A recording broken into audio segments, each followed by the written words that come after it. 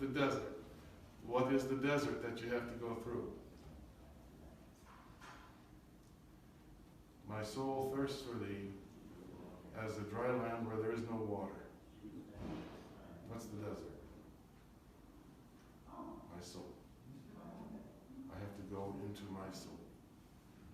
I have to face myself. And I have to make my way through the soul, through my soul, if you will, to the promised land. Well, where's the promised land? Where's the promised land? Where's the Garden of Eden that I'm trying to get back to? Yeah, listen.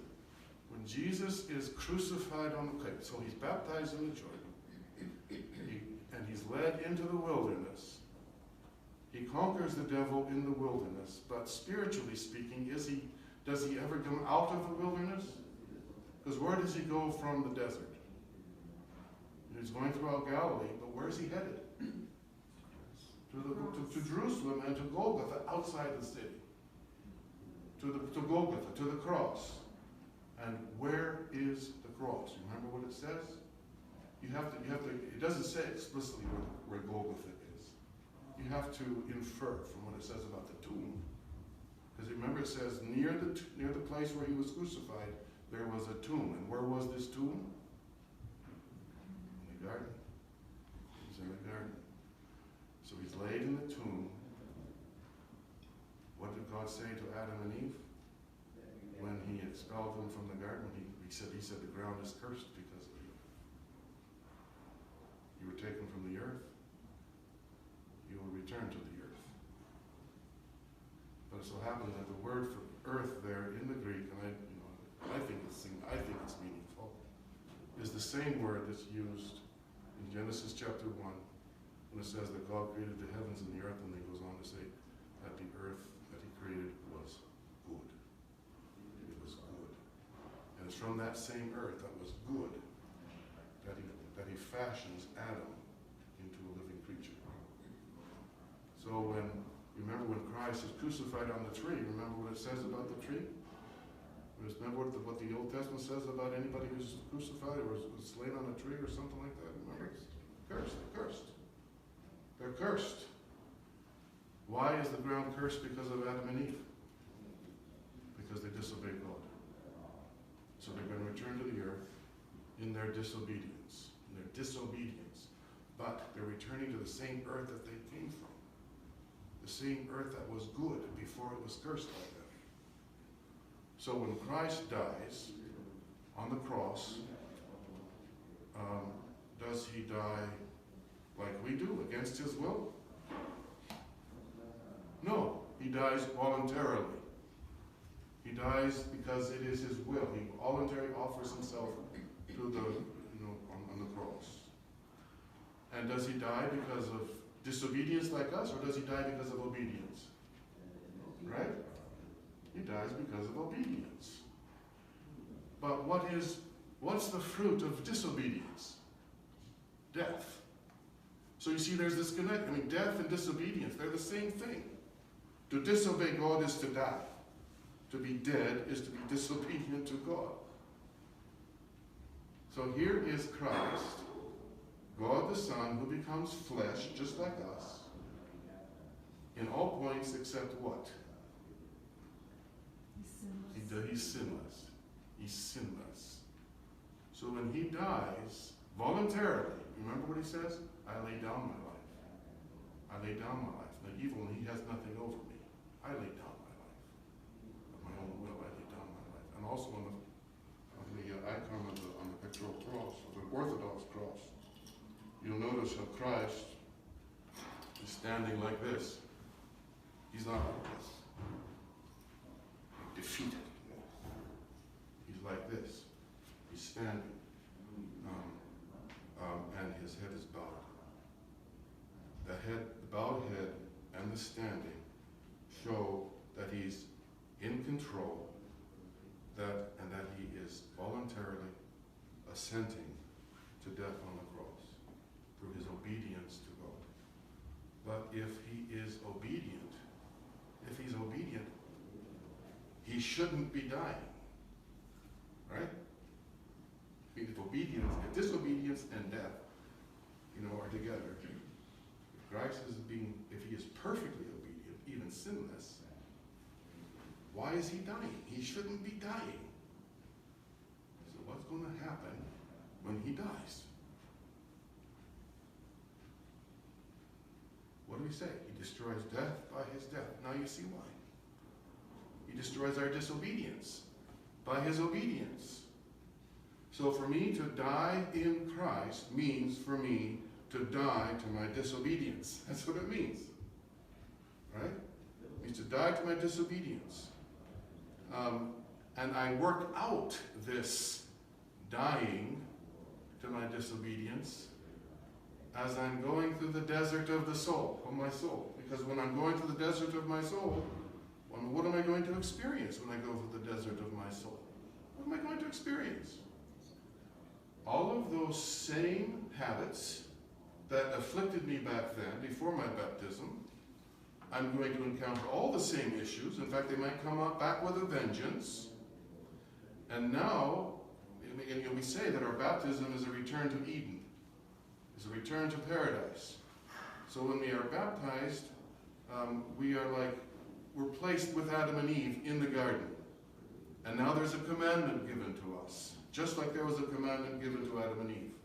Just like there was a commandment given to Israel. Just like there's a commandment to us who would follow Christ. It's given in different forms, but I would offer that it is the same commandment.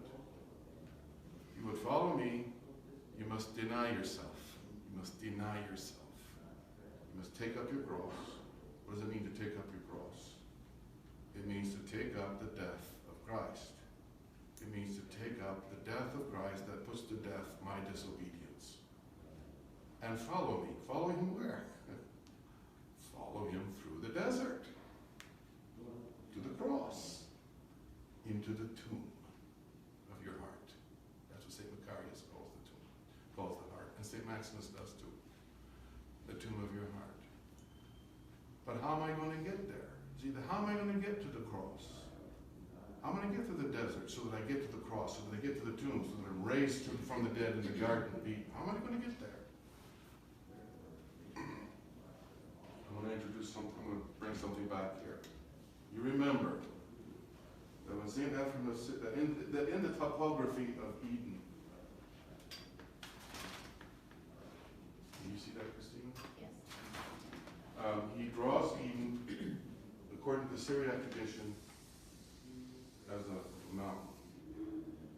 And he divides the mountain into three places, three stages. This would correspond to the nave of the church, the bottom part of the mountain. Here's where the tree of the knowledge of good and evil is. And this corresponds to the curtain, or the royal doors.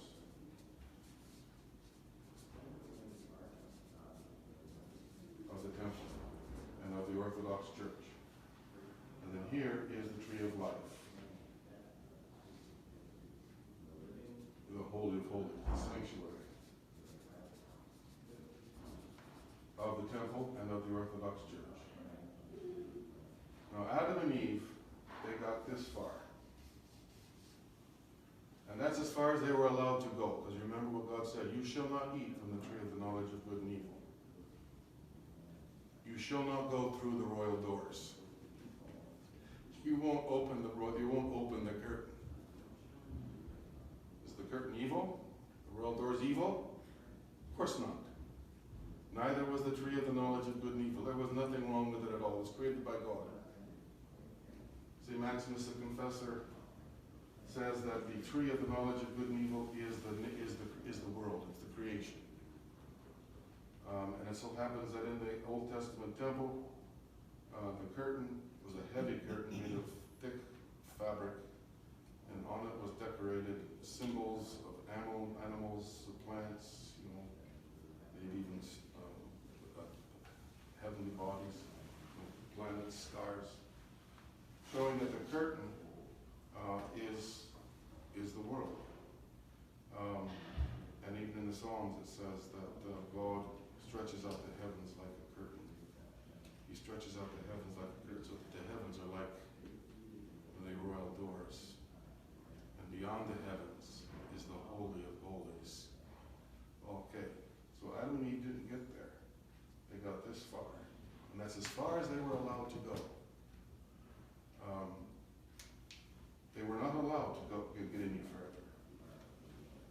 because God wanted to test them. He wanted to test them.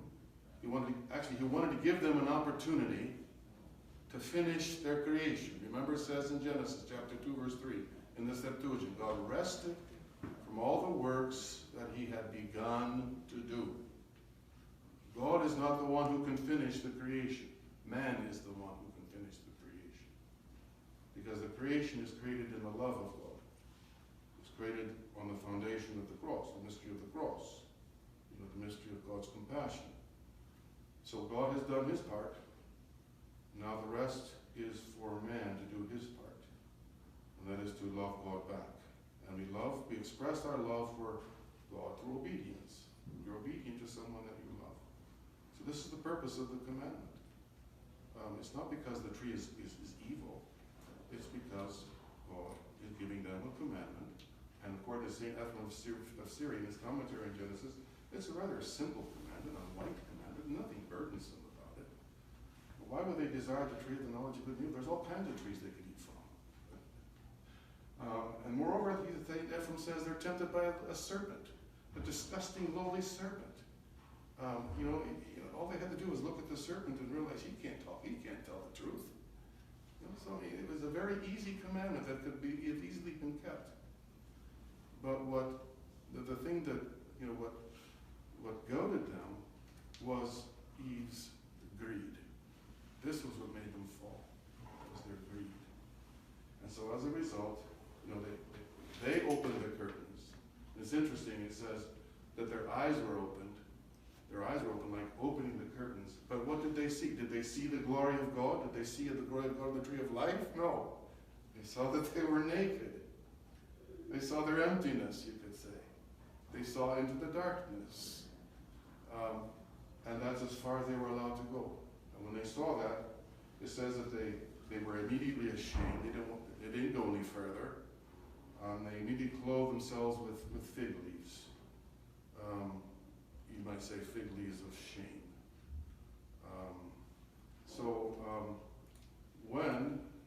When we follow Christ, when we deny ourselves, going into the desert of our soul, and fighting with ourselves, fighting the passions that before we gave into. You understand? Those passions don't just go away. Why? Because it was my will. I chose to give myself to those passions. And so as a result, my will has been corrupted. It's been made sick by my giving myself to those passions. And so if I'm going to be made well of those passions, I have to exercise my will and not give in to those passions. But here's the thing.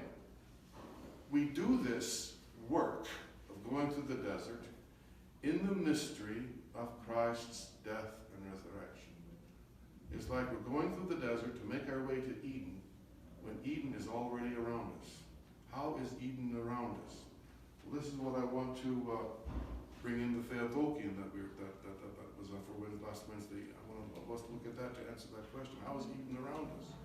But what I'm trying to say is that in the church we have been granted to come all the way into the tree of life.